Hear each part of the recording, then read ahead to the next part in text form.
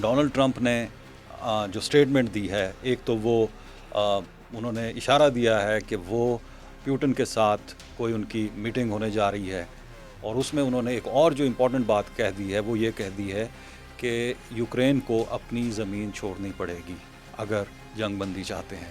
इस पे आपका क्या कहना है? देखिए जी, सबसे पहले तो मल्टीपोलैरिटी की तरफ अगर आप आएँ तो इस वक्त 3 पोल्स हमें नज़र आ रहे हैं। चाइना है, यूनाइटेड स्टेट्स ऑफ अमेरिका है और रशिया है। रशिया कमज़ोर ज़रूर है कई मामलात के अंदर, लेकिन फिर भी वो एक जिसे कहते हैं रिकग्नाइजेबल और रेकनेबल मिलिट्री पावर है, जो सलाहियत रखती है, एक एटॉमिक जो है अपने पास रखती है, इन्फ्लुएंस रखती है ख़ित्ते के अंदर।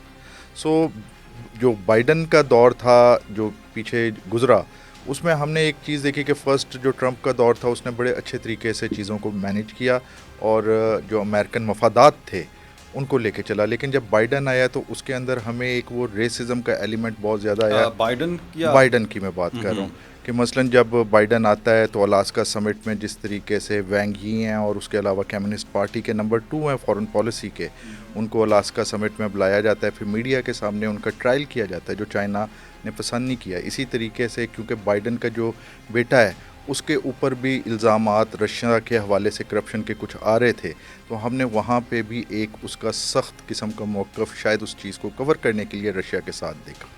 अच्छा, उसके नुकसानात ज़्यादा हुए। आपको पता है कि जब हम बात करते थे थ्यूसिडाइड ट्रैप की, तो चाइना के ख़िलाफ़ अमेरिका इस वक्त फंस तो उसने अपने सींग तो कर लिए हैं, क्योंकि उसे ये डर है कि नई सुपर पावर जो उभरती हुई जवान पावर है, और जिस स्पीड पे हमने 2008 की फाइनेंशियल क्राइसिस के बाद देखा कि वो उभरी है और दुनिया के ऊपर उसने अपना इम्पैक्ट, और ख़ास तौर पे जब ये शी जिनपिंग आए हैं और एक एग्रेसिव पॉलिसी हमने चाइना की देखी है, तो चाइना तो बहुत आगे जा रहा है। और उसमें आपको याद होगा कि जब ट्रंप आया है और ट्रेड वॉर शुरू हुई है, टैरिफ्स की ही बात थी, बढ़ाए गए, उसके काउंटर मेजर्स कुछ चाइनीज़ ने भी लिए, और फिर हमने खुद वेस्टर्न न्यूज़ आउटलेट से ये सुना कि जो अमेरिकन डेयरी और ख़ास तौर पे एग्री सेक्टर था, उसने प्रोटेस्ट किया ट्रंप के सामने कि आप हमारा क्यों कबाड़ा करें, हमारे तो सबसे बड़ा बायर जो है वो चाइनीज़ हैं। सो एक डील करनी पड़ी। इस दफ़ा भी उसने वही टैरिफ वाली गेम खेली, लेकिन आपको पता है कि डील तक पहुंच चुके हैं। 600 बिलियन प्लस की इस वक्त ट्रेड चल रही है between United states of America और चाइना के दरमियान, और चाइना को उसमें काफ़ी लेवरेज हासिल है क्योंकि एक बहुत बड़ी मंडी है। अगर चाइना चीज़ ख़रीदने से इनकार कर देता है। लेकिन बिलाल साहब, आपका सॉरी फॉर इंटरप्शन, सारी गेम के अंदर यूक्रेन का क्या बनेगा? Ukraine going to lose? क्योंकि मैं आपके सामने थोड़ा सा यूक्रेन तो लूज करेगा। ज़ेलेंस्की का रिस्पांस आपके सामने रखना चाह रहा हूँ। वो ये कह रहा है कि कोई भी डिसीजन अगर आप यूक्रेन को शामिल किए बगैर अगर आप करेंगे तो उससे आपको ना तो कुछ हासिल नहीं होगा, एक तो, और दूसरा ये है कि ये जो हैं ये डिसीजंस अनवर्केबल हैं, स्टिल बॉर्न हैं। तो देखें जी, उसमें मैं एक क्या बड़ी होने जा रहा है अब ये? अगर इनकी मीटिंग होती है, अगर ट्रंप और प्यूटन मिलते हैं, तो आपको एक चीज़ तो वाज़े तौर पे पता है कि ट्रंप ने क्लियरली कहा है कि उसका इंटरेस्ट यूक्रेन के उन रेयर अर्थ मेटल्स के अंदर ऑब्वियस बात है, उस टेरिटरी के अंदर है। उधर से जो जितनी टेरिटरी वो ले चुका है, रशिया ले चुका है, तो are they going to divide और what are they going to do actually? देखें, उसमें अल्लामा इकबाल ने कहा था कि तू झुका जो गैर के आगे न तन तेरा न मर। जो इस वक्त ज़ेलेंस्की की रजीम सर्वाइव कर रही है वो अपने पैसे पे नहीं कर रही, वो दिए हुए पैसे पे कर रही है। उसके अलावा अब तो सोशल मीडिया पे आम है जिस तरीके से नौजवानों को पकड़ के फ़ौज में ज़बरदस्ती भर्ती किया जा रहा है, और काफ़ी हम देख रहे हैं कि अनट्रेंड लेकिन वो सोल्जर्स जो इल्ज़ाम हैं तो रशिया पर भी हैं कि जी वो हमारे नॉर्थ कोरिया से ला रहा है। इवन चले ये वो तो पाकिस्तान पे भी इल्ज़ाम लगा है, आपको पता है पिछले दिनों के आर्टिलरी शेल्स कि कुछ जी भेजे नहीं हैं। सर, आर्टिलरी नहीं, उन्होंने तो इल्ज़ाम लगा दिया है कि जी यहाँ से पाकिस्तानी जो है वहाँ जाके जंग लड़ रहे हैं। नहीं, वो इंडिया के तो हैं, वो तो डॉक्यूमेंट्री एविडेंस हैं। पाकिस्तान के हवाले से सिर्फ एक ही इल्ज़ाम आया था कि शायद आर्टिलरी जो है उसके शेल्स वाया किसी तीसरे मुल्क के भेजे जा रहे हैं, लेकिन उसके पीछे भी किसी किस्म का कॉन्क्रीट नहीं था। अब बात ये है कि जब मैदान रेवोल्यूशन 2014 में आती है और यहाँ पे हम देखते हैं कि फिर रशियन इंटरवेंशन शुरू होती है। रशिया की हमेशा से ये हसासियत रही है कि जो मेरे एरिया ऑफ इन्फ्लुएंस है वहाँ पे पेनिट्रेट ना करें, हमारा ये सिक्योरिटी का हसार है। और अमेरिकन जो हैं उस सिक्योरिटी हसार के अंदर पेनिट्रेट करते हैं। उस ज़माने के अंदर आप जानते हैं कि ओबामा की रजीम है जिस वक्त ये तमाम मामला शुरू होता है, और फिर बाइडन, फिर डेमोक्रेट्स आ जाते हैं, तो मामलात और ख़राब आते हैं। अब जो दुनिया की हालात चल रहे हैं, अगर तो ट्रंप और प्यूटन के दरमियान कोई मुआहदा हो जा डील हो जाती है और उसमें यूक्रेन जो है वो मान ही नहीं रखता है, क्योंकि यूक्रेन तो खुद किसी के पैसे लेके पल रहा है ना, तो वो जिस पावर ने उसे चलाया है तो वो अपनी मर्जी और तो करेगी। इस पे वेस्टर्न जो बल्कि मैं ये कहूँगा कि यूरोपियन यूनियन का जो है वो क्या मौक़िफ़ रहेगा?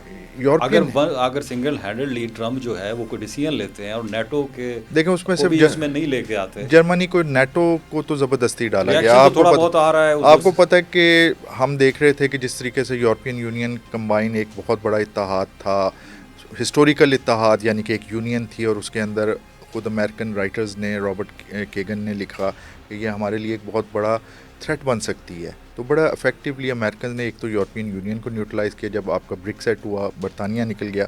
अभी भी आप देखें कि यूरोप जो मजबूर किया गया यूक्रेन की जंग की वजह से कि वो अमेरिका से गैस ख़रीदे, और उसके अलावा इसी गैस के चक्रों के अंदर जो ये गज़ा के ऊपर भी आप बात करेंगे कि गज़ा गैस की भी बात हो रही है, गोलान गैस की भी बात हो रही है, जो ईस्ट मेडिटेरेनियन पाइपलाइन जिसको ये काउंटर करना चाह रहे हैं रशियन पाइपलाइंस को, तो महंगी गैस यूरोप ख़रीद रहा है फ़िलहाल अमेरिकन से, और रशियन गैस के ऊपर पाबंदी है, क्योंकि तो यूरोप का इंटरेस्ट तो इसी में है कि उनको सस्ती चीज़ मिले। लेकिन इस सस्ती के चक्कर में इंडिया भी तो रगड़ा जा रहा है सर। अब उसको भी तो उन्होंने इंडिया थ्रेट तो किया है कि 50% आपको स्लैब कर दिया जाएगा, और उसके बाद क्या हुआ है कि आपको उनके जो नेशनल सिक्योरिटी के जो चीफ हैं अजीत डोवल, उनको बुलाया रशिया ने। अब वो क्या बुला के क्या कह रहे हैं उनको कि मेरा आपसे ये सवाल है, क्या उनको सिर्फ इसलिए बुलाया गया कि आप इतना अरसा हमसे फ़ायदा लेते रहे, सस्ता तेल, सस्ती गैस, सब कुछ लेते रहे, और अब आप जाके अमेरिका की गोद में बैठ रहे हैं, ये था? या फिर ये कोई चाल है जिसमें इंडिया को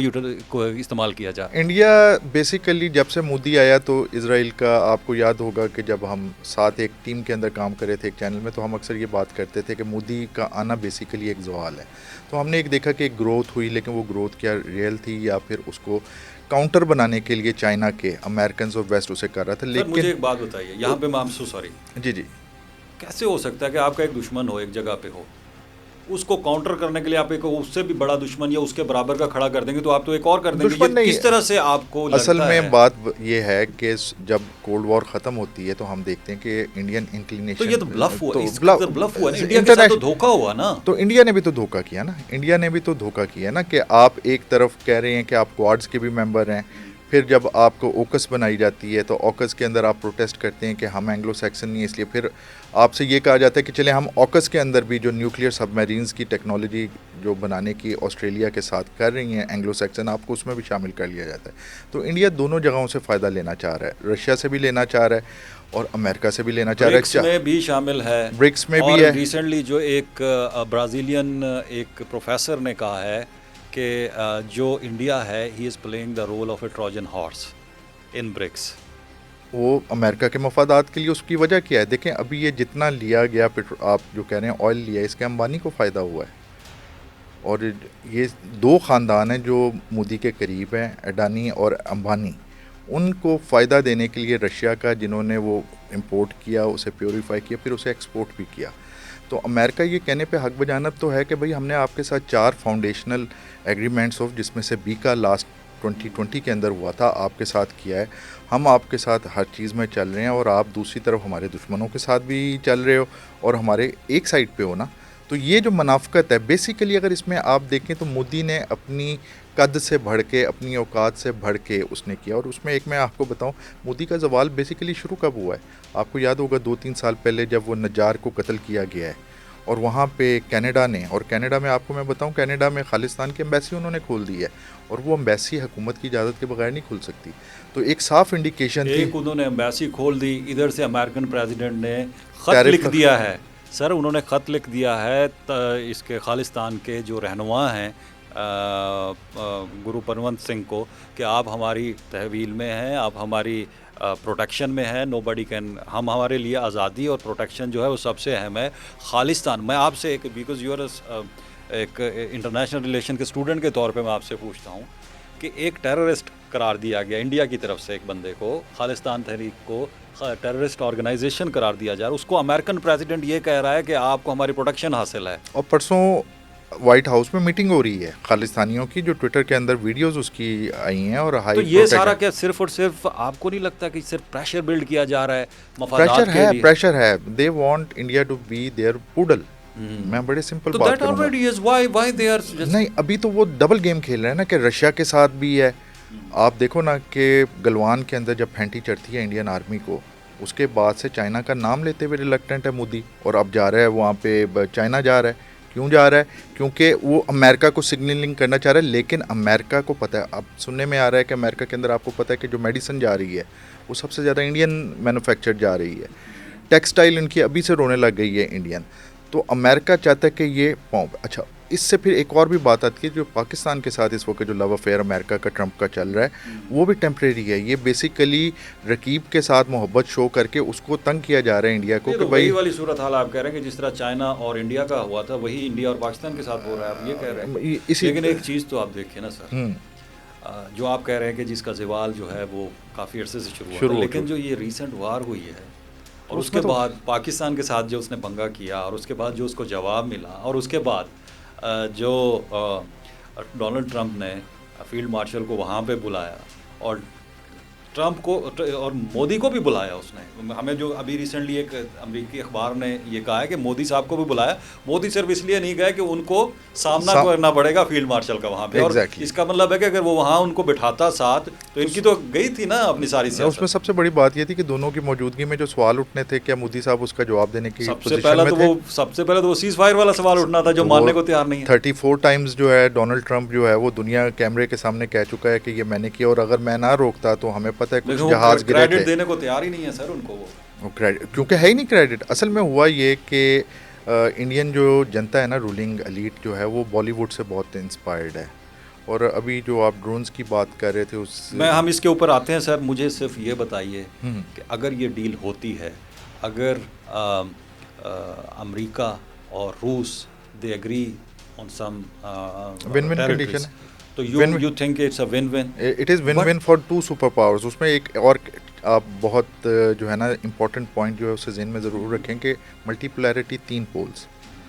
इस वक्त चाइना और रशिया बहुत करीब नज़र आ रहे हैं, लेकिन अगर आप जो उनकी सोच के हिसाब से देखें तो रशिया भी यूरोसेंट्रिक पावर है और अमेरिका तो है ही यूरोपी ताकत के अंदर ही है, कॉलोनी थी और उसके बाद सेटलर्स कॉलोनी थी और अब जो है एक वेस्टर्न ताकत है।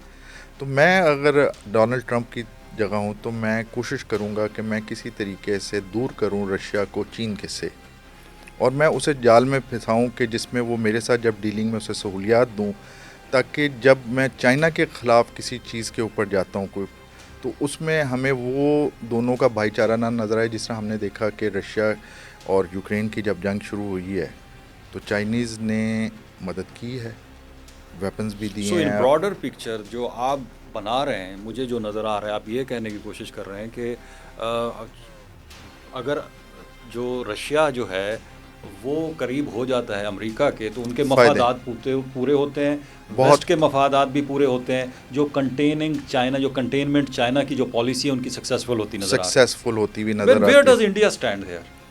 सर, इंडिया जो है एक तीसरी दुनिया है, तो थर्ड वर्ल्ड है। कि ये अगर इस तरह से होता है तो इंडिया के पास ऑप्शन मौजूद है चाइना के क्या पास जाने ऑप्शन है? देखें जी क्या ऑप्शन है। चाइना के पास जा मिज़ोरम में इस वक्त क्या हो रहा है? मिज़ोरम में लद्दाख का जब आपने 5 अगस्त 2019 में फ़ैसला किया तो लद्दाख को चाइना तिब्बत का हिस्सा मांगता है। हालांकि यही चाइना था कि 90s के अंदर जो पीस एग्रीमेंट्स कर रहा था बॉर्डर के ऊपर, LAC के ऊपर, लाइन ऑफ एक्चुअल कंट्रोल के ऊपर, लेकिन जैसे ये फ़ैसला होता है तो चाइना बिट्रेड फील करता है। ये उसी तरीके से है कि जब 49 में चाइना आज़ाद होता है और हिंदी चीनी भाई भाई के नारे लग रहे हैं और चुप करके नेहरू जो है सिक्किम के ऊपर कब्ज़ा कर लेता है जिसके ऊपर चाइना का भी क्लेम है, और फिर चुप करके दलाई लामा को अपने पास पनाह दे देता है और तिब्बत के अंदर भी तो चाइना के लिए इनफ इज़ इनफ। फिर चाइना 62 के अंदर जब जंग होती है और जिस तरीके से मारता है और जितना हिस्सा वो कर लेता है, ये तो चाइना की वो पीस लविंग, क्योंकि कन्फ्यूशियस की आइडियोलॉजी है जिसके ऊपर चाइनीज़ रियासत चल रही है। और चाइनीज़ आपको पता है कम्युनिज़म भी जो है वो एक अलग ब्रांड था, वो रशिया वाला कम्युनिज़म नहीं था। तो चाइनीज़ पीछे हट जाते हैं कि चलो हम पीस को दें, लेकिन उसका फ़ायदा इंडिया गलत उठा रहा है। अब चाइना को भी ये पता है कि इंडिया क्या चाह रहा है, क्या वो कश्मीर के वो हिस्से जिनको चाइना, लद्दाख के वो हिस्से चाइना जिन्हें मानता है, ये 3 इडियट्स जहाँ पे हुई पेंगजू लेक के ऊपर, क्या अब इंडिया कोई वहाँ पे कर सकता है? नहीं, सबको पता है कि चाइना ने आके वो ऑक्यूपाई कर लिया और वहाँ पे चाइनीज़ बोट्स फिर रही हैं। तो चाइना को पता है कि क्या गेम है इंडिया की। क्रेडिबिलिटी जो है अपनी खो चुका है मोदी। अंदरूनी तौर पे भी देखें तो राहुल गांधी आजकल जिस तरह की बातें कर रहे हैं, अभी कल जो उन्होंने वोट चोरी का जो केस किया, बड़ा कन्विंसिंग है।